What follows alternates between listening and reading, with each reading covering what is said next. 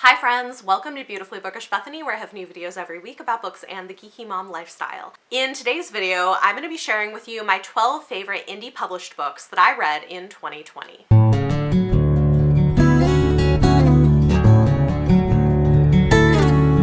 So as you've probably seen, I've been doing a whole series of end-of-year videos because I do read so much, and in fact in 2020 I read a total of 370 books, which is a lot and more than I've ever read in a year before, but because of that I had a lot of fantastic books that I wanted to share with you guys.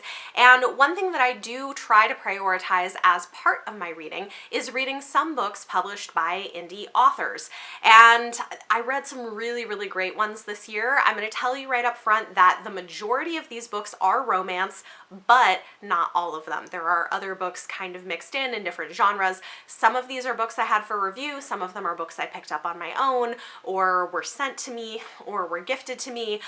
So we have kind of a variety, and I'll let you know as we go through what they are, but these are my top 12 favorite indie published books that I read in 2020. Many of them were published in 2020, but not all of them. Some of them are from previous years, and I'm going to be counting down my favorites starting at 12 and going up to 1, my very favorite indie book of 2020.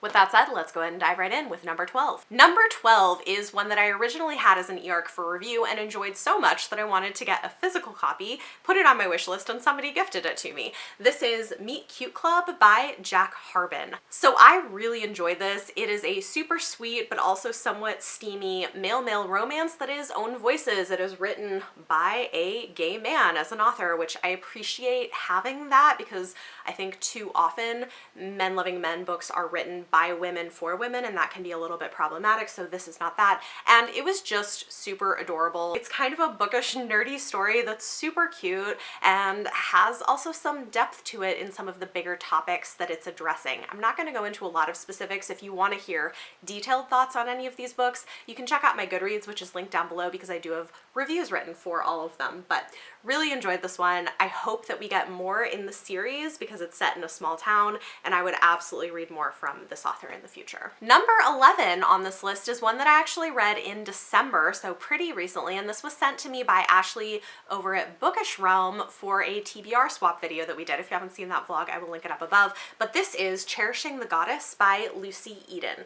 I had never read anything by Lucy Eden before, and I loved this. I thought this was fantastic. It's an adult contemporary romance that is a bit of a slow burn, does have some steamier moments to it, and it's set in Barbados. I really liked this. It gets a little bit hard-hitting at times in terms of some of the topics that it's dealing with, but I thought it was handled really well. It was beautifully written, well edited, and I look forward to reading more from this author in the future. Number 10 on this list is another surprise that was sent to me for a different TBR swap video. Mara over at Books Like Whoa did this similar project with me where we send each other books to read. Again, I can link that vlog up above if you want to check it out, but she sent me The King's Spinster Bride by Ruby Dixon. This was my first book by Ruby Dixon, and she thought this was a good way to ease me into the wildness that is Ruby Dixon, and I kind of loved it. It is for sure out there,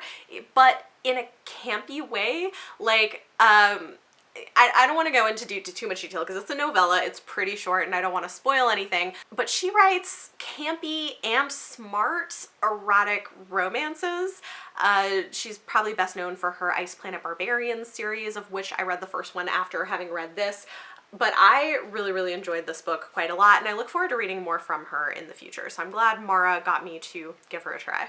Number 9 is a book that was sent to me by the author for review, and I ended up really loving this. It is Who's There? A Collection of Stories by Dimas Rio. This is a collection of horror short stories written by an author from Indonesia that integrates Indonesia history and mythology into the stories, and I really liked them a lot. I thought they were really interesting. Some of them were pretty disturbing, and yeah, this like almost made my best of horror horror list for 2020. Like, didn't quite get on there, but for sure was one of the best indie books that I read this year, and I would read more from this author in the future. This is his debut collection, and so while not all of it was perfectly polished, and I did enjoy some of the stories better than others, which is something that you often run into in an anthology, I think there's a lot to like here, and I think people should for sure check it out. Number 8 on the list is the only book that I don't own physically. This is one that I had requested as an e-arc from NetGalley and ended up really loving and have been telling people they should read it. This is Black Witch Magic by Mila Nix. It's an adult paranormal romance that I really liked a lot. I think it's super smart. The heroine is the descendant of a witch family that's been cursed, where anybody that they love, basically bad things happen to them and they can never leave this small town. And our hero is part of a paranormal investigation team that has a show that runs on the internet. And so he's investigating stories about the girl's family, and they end up falling for each other. So it's got this really great romance with some cute, funny moments to it, and I liked the progression of it. It has a plus-size heroine, and I think that's handled really well with a lot of body positivity.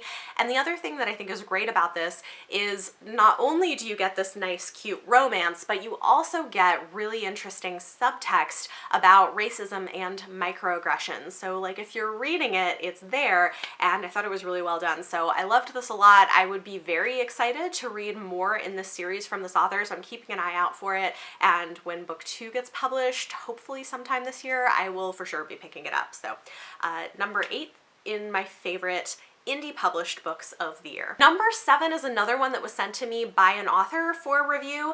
This was unsolicited, but I decided to give it a try, and I ended up really loving it. I found it to be really moving, and it's actually a debut. This is a poetry collection called Home for Hurricanes by Nikki Murphy. It's a memoir told in verse that deals with trauma. It deals with identity and being a Black woman and raising children. It's just like, I found it to be very, very moving. I tabbed some of the poems in it, and this is one that I think I will probably return to in the future and read more of. So I think it's a really strong debut collection, and I hope we get to see more from this author. Coming in at number 6 is Rafe, a Buff Male Nanny by Rebecca Weatherspoon. I really enjoyed this a whole lot. It is a fairly erotic contemporary romance with the most cinnamon roll-y of cinnamon roll heroes. If you're not familiar with what a cinnamon roll hero is, it's kind of what it sounds like. Somebody who maybe looks rough, tough on the outside, but is like ooey gooey sweet inside. And Rafe is like the perfect cinnamon roll in my opinion. I loved him so much.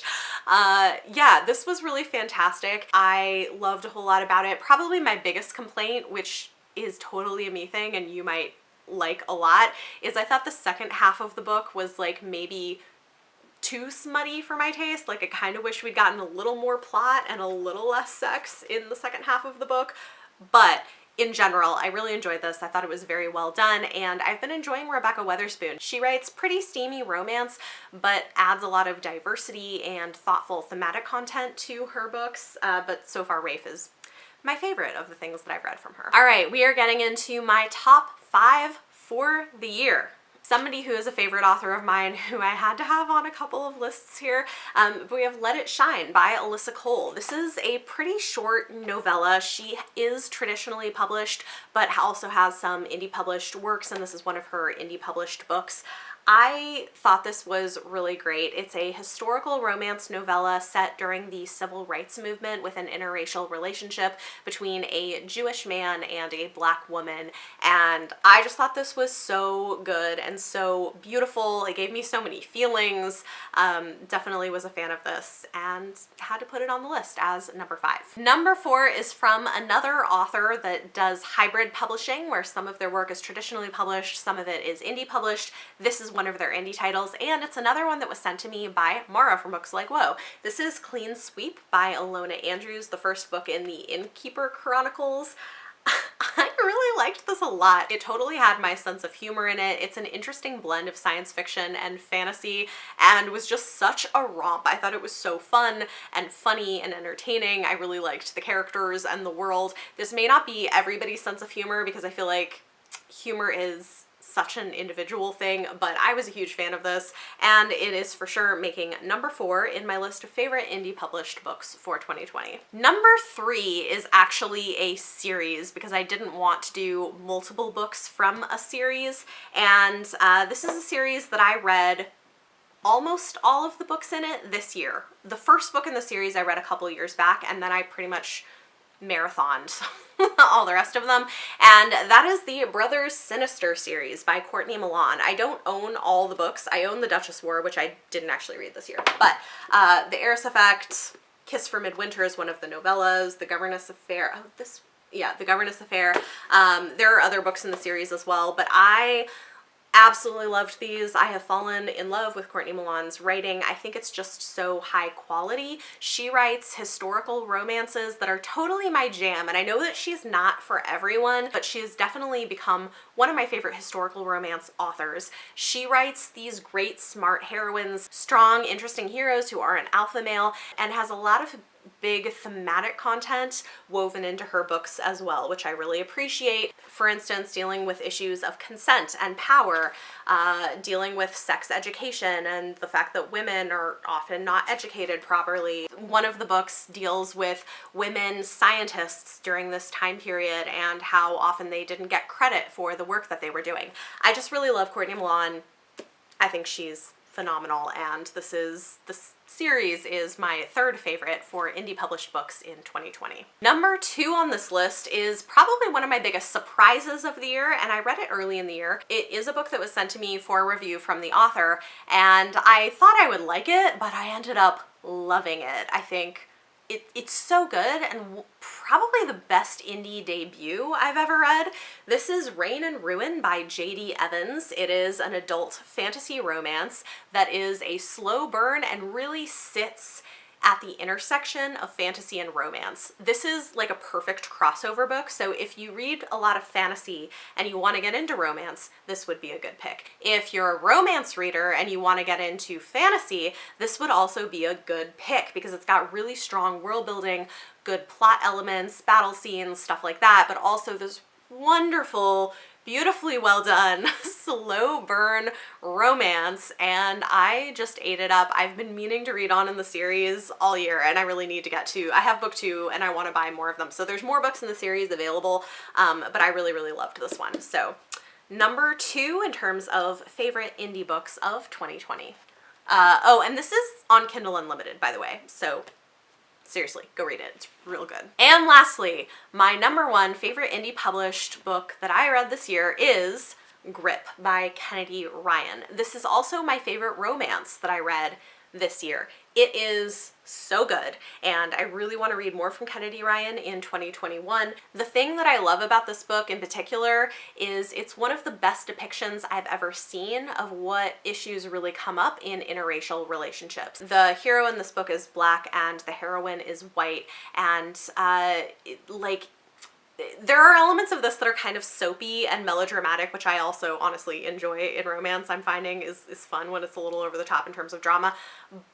But aside from that, this gets at a lot of very real issues, and it does such a good job of unpacking and addressing really difficult things that do come up in these relationships that need to be talked about. So I loved this a whole lot. It's one that's really stuck with me, and I for sure want to read more from her in the future. So favorite indie published book of 2020 was Grip by Kennedy Ryan. There you have it. Those are my 12 favorite books / one series of indie works that I read in 2020, and I'm looking forward to reading more in 2021.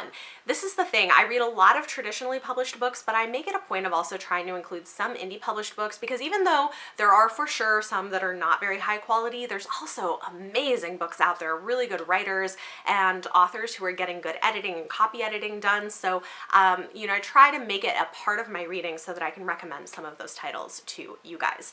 Talk to me in the comments down below and let me know any of your thoughts or feelings on any of the books that I talked about today.